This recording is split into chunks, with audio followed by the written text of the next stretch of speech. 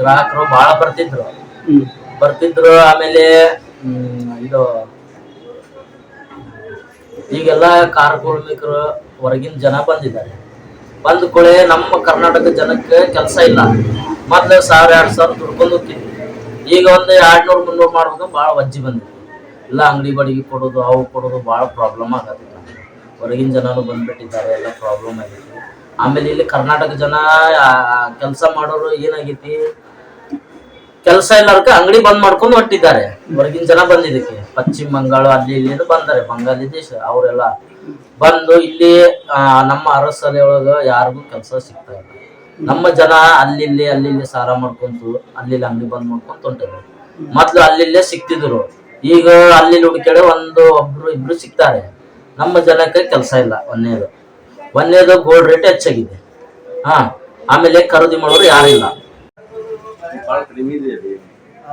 ಅಲ್ಲಪ್ಪ ಈಗ ಯಾವ ರೇಟ್ ಜಾಸ್ತಿ ಆಗಿದ್ದಕ್ಕ ಯಾವ ರೇಟ್ ಕೊಡ್ತಾ ಇಲ್ಲ, ಇದು ಕೆಲಸನೂ ಬರ್ತಾ ಇಲ್ಲ. ಮತ್ತು ಜಾಸ್ತಿ ಕಮ್ಮಿ ಆಗ್ಲಿಕ್ಕೆ ರೇಟು, ಹಿಂಗಾಗಿ ಜಾಸ್ತಿ ಆಗತಿ ಅಂತೇಳಿ ಜಾಸ್ತಿ ಕಡಿಮೆ ಆಗತಿ ಅಂತೇಳಿ ಇನ್ನೊಬ್ಬ ಗಿರಾಕಿಗಳು ತಗೊಳ್ತಾ ಇಲ್ಲ.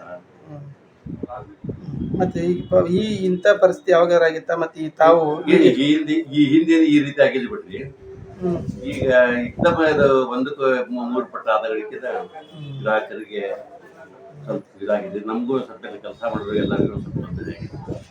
सिलवट का भैया रेट ज़्यादा होने के बाद ऐसा हो गया, सब बेरोजगार हो गए। पहले मतलब 3-3, 4-4 कारीगर काम करते थे, हम अकेले होके भी खाली बैठे हैं, ऐसा हालत है। मतलब रेट ज़्यादा आने के बाद बिल्कुल काम नहीं है।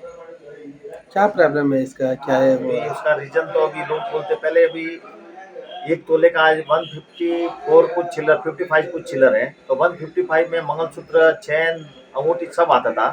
अभी 155 1 तोले में क्या उसको एक चैन भी नहीं आता है। तो प्रॉब्लम तो बहुत है सर, ऐसा है। किधर क्या क्या काम करते थे? हम चैन, मंगलसूत्र, ब्रासलेट सभी बनाते सर इधर, सब ऑर्डर का काम है। कितना लोग आपके पास काम करते थे पहले 4 लोग काम करते थे हम।